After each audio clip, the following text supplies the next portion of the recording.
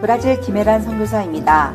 모든 교회와 선교 사역이 존재하고 있는 현장 속에서 우리와 같은 재생산된 열매를 통하여 세계를 복음으로 정복하는 것이 제 사역의 초점입니다.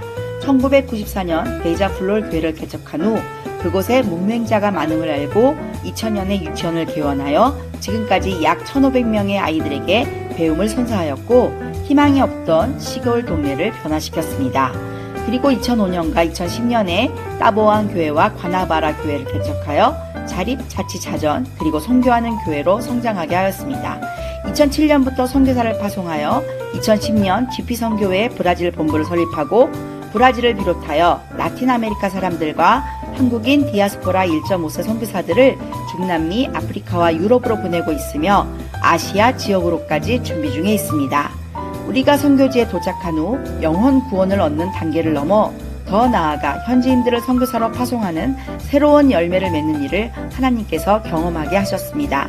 지금까지의 선교 경험을 가지고 땅끝까지 선교사들을 파송할 것입니다.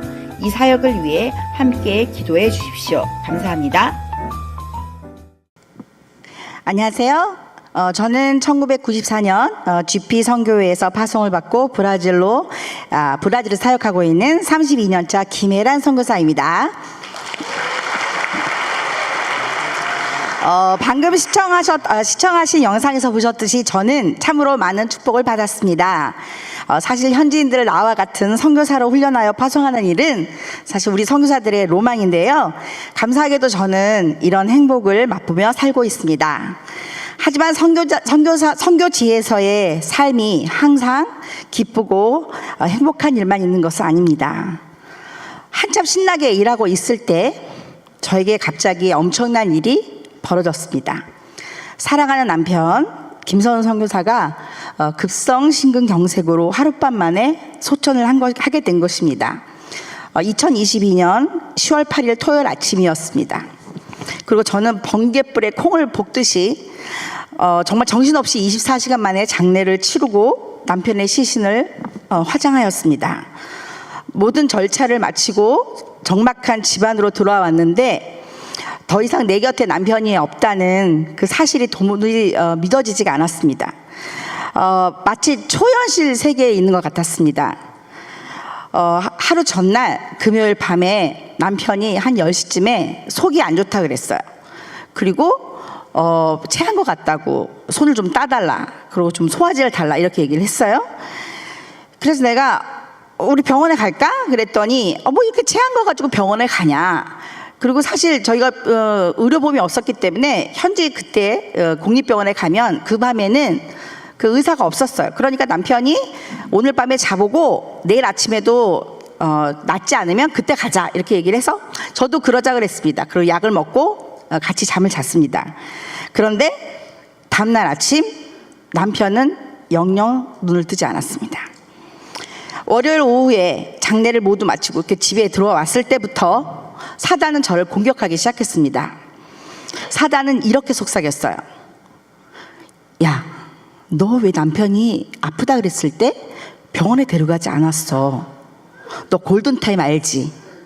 너 혹시 그때 너가 남편을 병원에 데려갔으면 남편이 살았을 수도 있어. 근데 넌 데려가지 않았어. 너가 남편을 죽인 거야. 넌 살인자야. 넌 나쁜 부인이야. 한 3일 정도를 이렇게 제 귀에 대해 속삭였어요.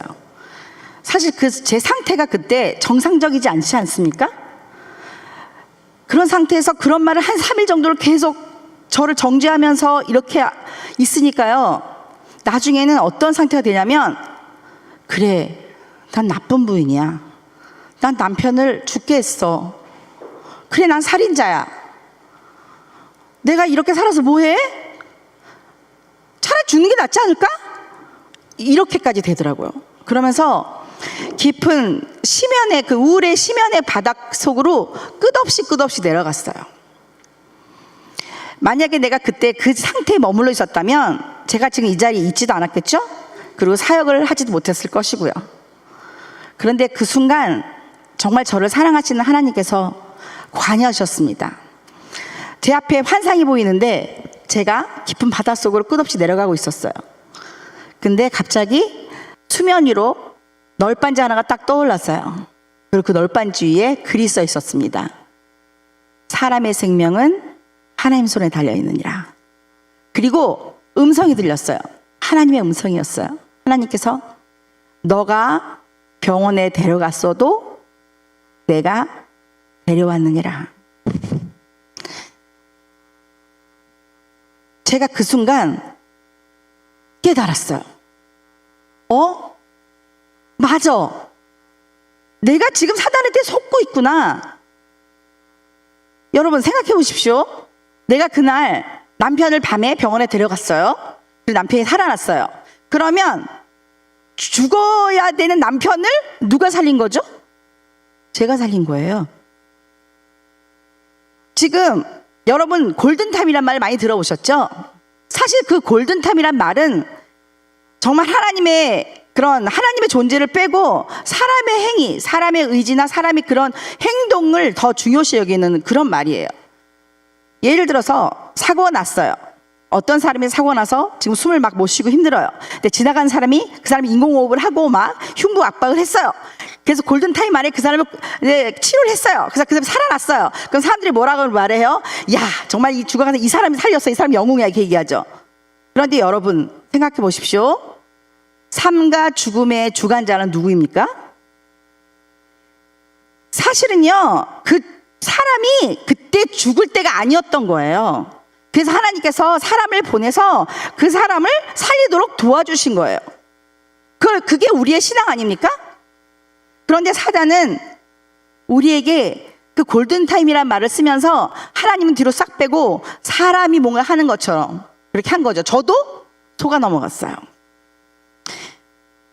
정말 제가 그걸 깨닫는 순간에 제가 그 깊은 바다에서 용수처럼 튀어나왔습니다. 그리고 제가 깨달은 거죠. 남편은 내가 병원에 안 데려가서 세상을 떠난 게 아니라 자기의 사명이 다 끝나서 하나님이 데려가신 거구나. 그러면 나는 아직 살아있고 그렇다면 나는 내 사명이 남아있다. 그러니까 나는 내 사명을 잘 감당해야지. 그날 이후로 저는 열심히 사명을 감당하며 정말 살아가고 있습니다. 그리고 세상 사람들이 모르는 기쁨으로 지금도 기쁘게 사역하고 있습니다.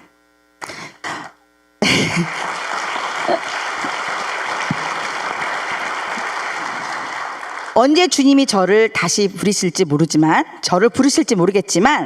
저는 제게 맡겨진 사명을 감당해 나갈 것입니다. 그리고 매일 성교지 한 켠에 묻힌 남편의 무덤을 쳐다보면서 저는 생각합니다. 저곳이 내 육신이 갈 곳이구나. 자기가 갈 곳이 어디인지 아는 사람은 시간을 낭비하지 않습니다. 사소한 것에도 연연해하지 않습니다.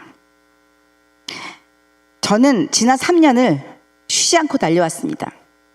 앞으로도 그럴 것입니다. 그리고 어느 날 주님께서 부르시면 할렐루야를 외치며 주님을 만나러 갈 것입니다. 나를 기다리고 있을 생명의 면류관과 사랑하는 남편을 다시 만날 날을 손꼽아 기다립니다. 제 얘기를 들어주셔서 감사합니다.